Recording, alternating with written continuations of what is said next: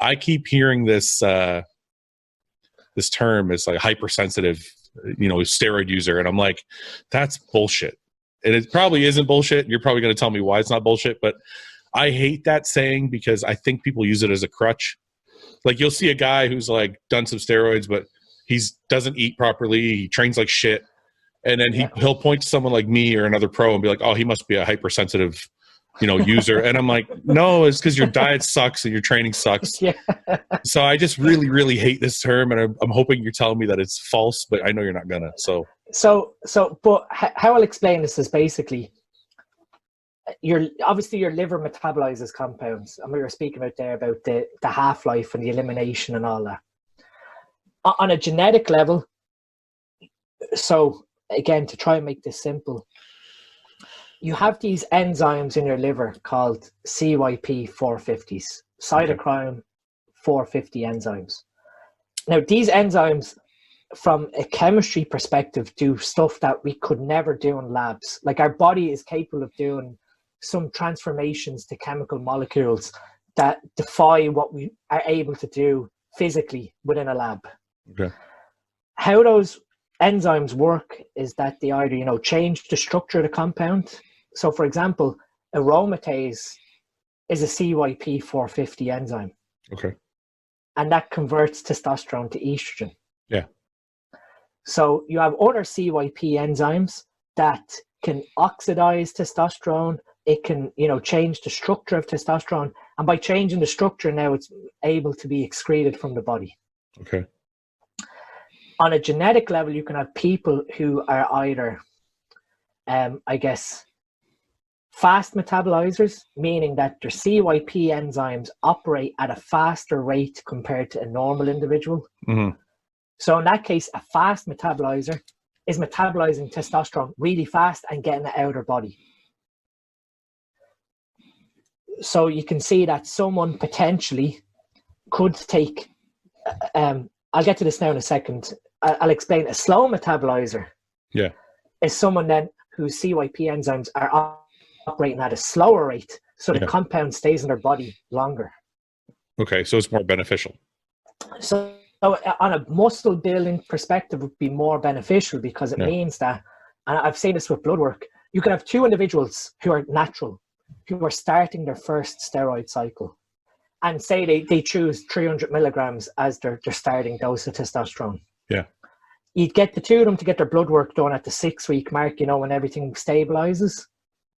The person who took the 300 milligrams, who's a slow metabolizer, could end up with a test level of like way over 150 nanomolar, which would be like, into nearly the 4,000s, I think, in terms of nanograms.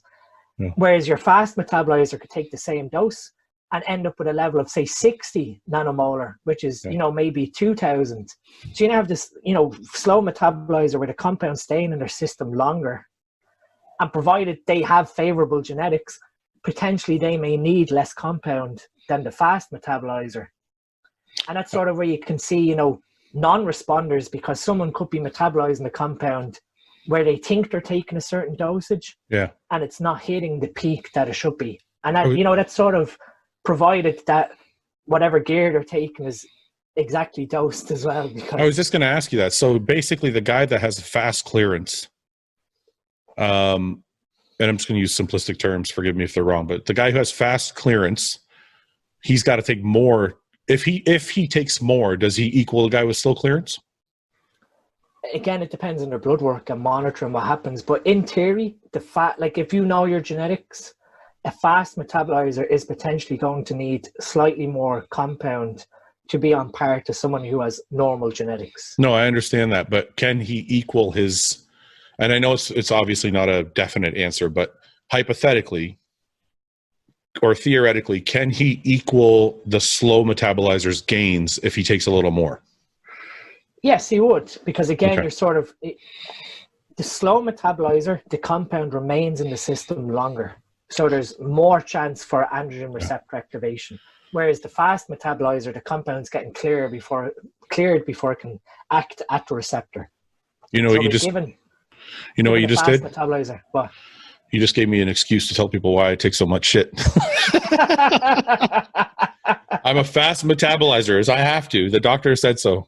But you can get this done, and I've done it myself. I have my genetics mapped from 23andMe, and you can then plug it into, there's online databases like Genetic Genie or Promethease, and that'll screen your genetics from 23andMe's raw data and show you what CYP enzymes work faster and what ones work slower. So you can actually figure out if you're a hypersensitive or if you're, a fast clearance or slow clearance person. Yeah, that's incredible. I've it's a pity I didn't send it to you. Like, I have a slide from a talk I gave at the British Body Power last year where I went through my genetics and showed, this is a side tangent, but what sort of led me down that road was my own mother has to take antidepressant medication. Yeah. And over the years, they were like bumping her dosage up, and it didn't make sense. Like, she ended up at a dose that, like, you'd be like, why is she on that dose? Yeah, yeah. But then when I went into my own genetics, it turns out that I'm a fast metabolizer. You're fast clearance, of that CYP enzyme that metabolizes that drug. Yeah, yeah, yeah. And I was sort of able to tell her then, I was able to say to her, it's not that the doctors think, oh, we need to keep giving her more medicine. It's actually that your body needs the higher dose to yield a stable level that has an effect.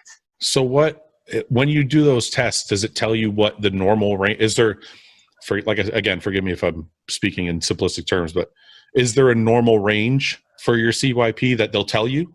So if you're fast or slow? So it'll look at genetic variances, and it'll be like, say, for example, CYP3A is a oxidative CYP for testosterone. Yeah. So it'll either tell you if you're plus minus, or minus. And minus is slow? Yeah. For example, it could be slow. Different reports it's not like there's a standard way. Oh, okay. But the report will actually tell you, plus minus is the normal variant. Oh, I get it. And then, plus would be fast, and then minus would be slow. But it explains to you on the report which one is which. I got to get this done now. This is interesting. The 23andMe does it? Yeah. So you get 23andMe done. If you just even get the Ancestry 23andMe. Yeah. It'll say it? It's literally, you just take a swab, the DNA swab from your cheek, send it back. You then get your raw report. So 23andMe will give you all your genetics in like a zip file. Yeah, yeah. And you literally just go to either Genetic Genie or Promethease, and you put that zip file into the website. Both of them are a voluntary contribution if you want to contribute to the website, but it's essentially free. Yeah. And you get back a PDF for all these CYPs of which ones are fast, which ones are slow. And then there's, databases that you can just put in, what does CYP XX do? Okay, figure out. 2 questions before you go. Have you looked up any pros? Have you helped any pros look up their CYP? No one's ever come to me about it. I'm really curious. I want to know. You're really curious, yeah. Yeah. And the second question is for anybody with a fast clearance of their CYP. Am I saying that correctly? Does that make sense? Yeah. That's okay. Anybody with a fast clearance, is there a way? Is there anything they can do to slow it down? So there are certain compounds that can have an inhibitory effect on CYPs. Okay. So if you ever look, the whole thing of there's other compounds that can speed up CYPs as well. This is what I'm trying to get at. So the likes of, estrogen, bioperine, all these ingredients that get supplements, they have an effect on your CYP metabolism. In an increase or decrease, or you don't know? Increase. Okay. It's very difficult. There are certain compounds, but they wouldn't be accessed as natural. That would slow down, the CYPs that oxidize testosterone. 1 minute, I have a question. So, in supplements, don't we want a faster clearance? For some of them, yes. So now we're stuck in a bad place now, because we want to slow down our clearance for the anabolics, but we don't want to. You know what I mean? Now, fortunately, from the top of my head, the likes of estrogen or bioperine don't speed up the enzymes which metabolize testosterone itself. Okay. But there are certain people that would try and use, say, the likes of grapefruit, which is a known inducer of CYP, to speed up the enzyme. the more important question is, how do we slow it down? I'll have to look up a list of stuff, but I don't think there's anything accessible naturally that can slow it down. Well, I know what all the guys watching are thinking. They're like, I'm a fast responder. I need to slow this shit down. Now, if you think about it, if you slow things down, this is where it gets very interesting because, okay, the slow metabolizer is fortunate in that the compound stays in their body longer. Yeah. But that's sort of viewing it from a perspective of androgens only. Yeah. If you apply that then to any sort of drug compound that is CYP metabolized, it could lead to very, adverse reactions in that they could be prescribed a drug and it stays in their system longer. So the doctor's giving them a prescription for something and it can build up slowly over time to toxic levels. I see. We see that when it's applied to the likes of, say, an antibiotic. There's sort of case studies done on, I think it's ionazid is the name of the antibiotic. Mm-hmm. But basically, if you're a slow metabolizer, if it's prescribed to you by a doctor, after say a week, you could reach toxic levels because your body's not excreting out the compound. But that's actually a good point. So if I do want something to clear my body faster, you're saying estrogen or grapefruit, or there's a number of things we can do. Okay. Yeah, and that's why we add those. Why we see those added to pre-workouts and obviously pump products is to increase the rate at which we have either intestinal absorption, so that it gets metabolized faster, or it slows down. It speeds up the utilization of the compound in the body, so that it has a faster effect.